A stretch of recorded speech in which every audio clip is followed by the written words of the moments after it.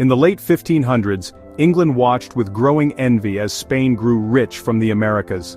Spanish galleons returned home heavy with gold, silver, and exotic treasures, fueling Spain's power and influence across Europe. The English, meanwhile, saw their rivals' wealth and wondered if they too could claim a share of this new world fortune. Queen Elizabeth I and her ambitious court, especially the daring Sir Walter Raleigh, were determined not to be left behind in this race for empire. The Queen's advisors debated, plotted, and dreamed of ways to match Spain's success and secure England's place on the world stage. England wanted a foothold in the New World, not just for gold, but for power, trade, and a chance to challenge Spain's dominance. The promise of new markets, untapped resources, and adventure called to merchants, explorers, and visionaries alike. They dreamed of a colony that would be a base for privateers, a gateway to Asia's riches, and a source of new resources. The idea was bold, to plant an English outpost thousands of miles from home, in a land both mysterious and full of promise. Sir Walter Raleigh, unable to lead the journey himself, invested his fortune and reputation in the venture. He organized expeditions, recruited settlers, and sought royal favor, all in hopes of finding the perfect site for England's first colony. His scouts returned with tales of Roanoke Island, a paradise of green forests, gentle rivers, and fertile land.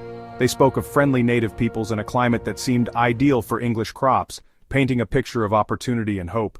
The English saw this as the place where their American dream could take root, a land where they could build new lives and a new society, free from the limits of the old world. It was a gamble driven by ambition, national pride, and the hope of building a new society. Every man and woman who set sail knew they were risking everything for a chance at greatness. The goal was not just land, but to plant a piece of England in foreign soil, a thriving colony that would mirror and perhaps one day surpass the old world. They dreamed of English villages, churches, and farms flourishing in the wilderness. The stage was set for a bold experiment, one that would test the limits of English resolve, imagination, and endurance. The unknown lay before them, both thrilling and terrifying, but this dream would soon become one of history's greatest mysteries. The promise of Roanoke would be overshadowed by uncertainty and loss. The English were about to discover that the New World was far more unpredictable, dangerous, and unforgiving than they had ever imagined. Their hopes would be tested by forces beyond their control. Their quest for empire would lead not to riches, but to a haunting question that echoes through the centuries. What happened to the lost colony of Roanoke? The story of Roanoke was about to begin, a tale of hope, ambition, and a mystery that endures to this day. In the summer of 1587, more than 100 English men, women, and children embarked on a daring voyage across the Atlantic, led by the artist and Governor John White. Their destination, the mysterious and uncharted lands of the New World, a place filled with both promise and peril. These were not just adventurers but entire families, carpenters, farmers, artisans, ordinary people with extraordinary hopes, seeking a new beginning far from the familiar comforts of England. They carried with them dreams of prosperity, freedom, and a better life for their children. The journey was long and perilous, marked by storms and uncertainty. When they finally glimpsed the wild shores of Roanoke Island, relief quickly gave way to anxiety and fear of the unknown. Their original plan was to settle further north, but their pilot, Simon Fernandez, made a fateful decision. He forced them to disembark at Roanoke, leaving them little choice but to make this unfamiliar place their home. What they found was disheartening. The previous settlement lay in ruins, its wooden structures overgrown and neglected, a haunting reminder of earlier failed attempts. Undeterred, the colonists threw themselves into the work of rebuilding.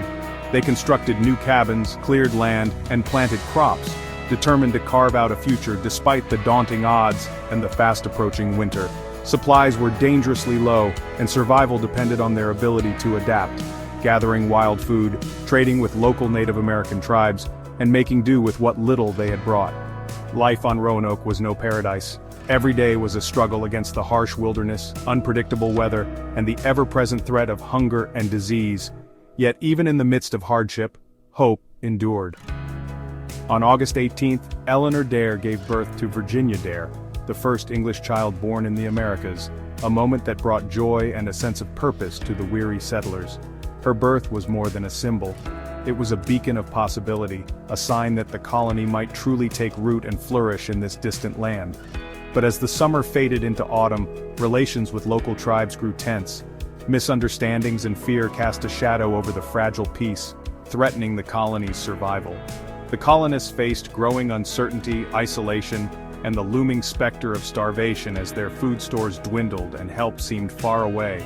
Their dream of a new life was already under siege, battered by forces beyond their control and the relentless challenges of the New World. As desperation grew, the fate of the colony would soon depend on the difficult choices its leaders and families were forced to make. Roanoke's promise was quickly turning into a test of endurance, resilience, and the unbreakable will to survive against all odds. Life at Roanoke was a daily battle with the unknown. The colonists struggled to adapt, English crops failed, and the land was unfamiliar.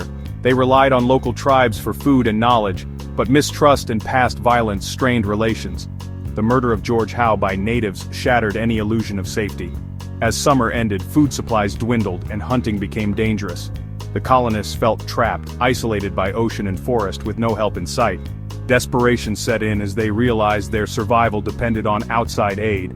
Without new supplies or reinforcements, their hope faded. The dream of a thriving colony was slipping away. The settlers faced starvation, hostility, and the harsh reality of the wilderness. Their optimism was replaced by fear and uncertainty. Roanoke's future hung by a thread. With supplies running dangerously low and the threat of hostile encounters growing each day, the desperate colonists gathered around Governor John White. Their voices trembled with fear and hope as they pleaded with him to return to England and bring back the help they so desperately needed. White was torn. Leaving meant abandoning his beloved daughter and infant granddaughter, the only family he had in the New World. Yet staying behind would almost certainly doom the entire colony to starvation or worse. The weight of this impossible choice pressed heavily on his heart. To protect themselves, they agreed on a secret sign. If the colony was forced to move, they would carve the name of their new location into a tree. If they were in grave danger, a Maltese cross would be added as a warning. This code was their only hope of communicating across the vast unknown. In August 1587, with a heavy heart, White set sail for England, promising his people a swift return and vowing not to abandon them. But fate intervened. England was plunged into crisis as the mighty Spanish Armada threatened invasion. Every available ship was commandeered for war, leaving none for White's urgent mission. White's desperate pleas for a rescue mission were drowned out by the chaos of war and the demands of the crown. His letters went unanswered, his requests ignored. Days turned into months, and months into years, as war and political turmoil delayed his return. The seasons changed, but hope for the colony faded with each passing day. The fate of Roanoke hung in limbo, the settlement growing ever more silent and isolated as time dragged on. Across the ocean, White was haunted by thoughts of his family and the colonists he'd left behind, powerless to help them and tormented by guilt. The colony's survival depended on a rescue that never came. Each day the settlers watched the horizon hoping for sails that would not appear. When the war finally ended, White wasted no time. He rushed to secure passage back to Roanoke, his heart filled with dread and hope. But it was too late. 3 long years had passed since he'd left Roanoke, years filled with uncertainty and longing. The world he returned to was nothing like the one he'd left behind. The settlement was eerily deserted, and the silence was overwhelming. The mystery of Roanoke was about to deepen, leaving questions that would echo through history. In August 1590, John White finally returned to Roanoke on his granddaughter's 3rd birthday. As his ship approached, he hoped for a joyful welcome, but was met only by silence. The settlement was deserted, the houses carefully dismantled, and a defensive wall stood empty. There were no signs of violence, no bodies, no struggle, just an eerie emptiness. The colonists had vanished without a trace. White and his men searched desperately, calling out names, finding only scattered belongings and looted chests. The neatness of the disappearance was chilling. It was as if the colony had been methodically erased. The only clue, a single word carved into a post: Croatoan. The ghost settlement stood as a silent testament to lost hope. More than 100 men, women, and children had simply disappeared. The mystery of Roanoke had begun. No one could say what had happened. The dream of an English America had become a haunting enigma. The search for answers was just beginning.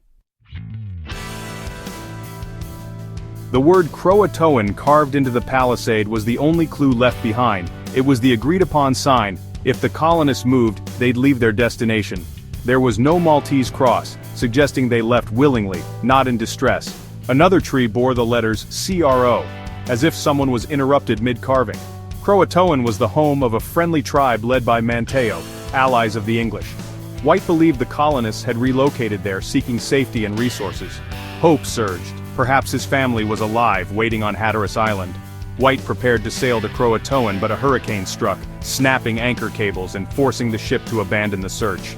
The captain refused to risk his vessel further.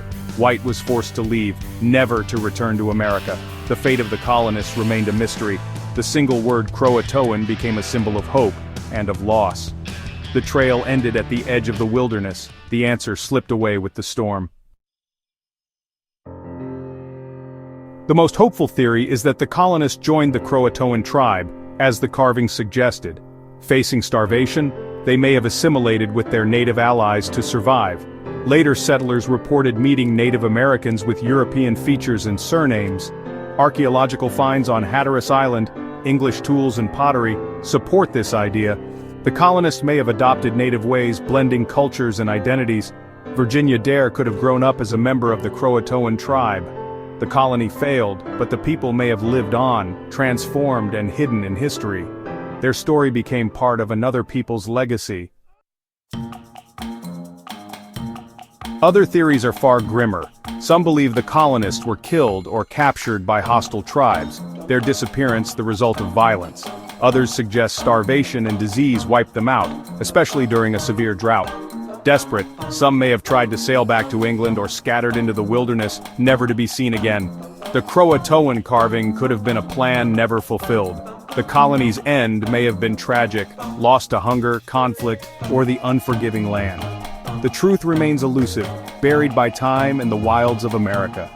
Roanoke's fate is a story of hope shadowed by loss.